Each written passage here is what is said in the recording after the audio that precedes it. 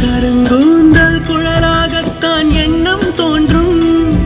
உன் காதோரம் உரையாடித்தான் ஜன்மம் தீரும்.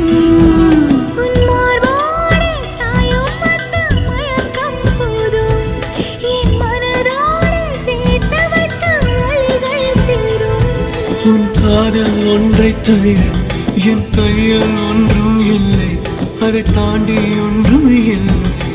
பெண்ணே பெண்ணே, நீ இல்லை என்று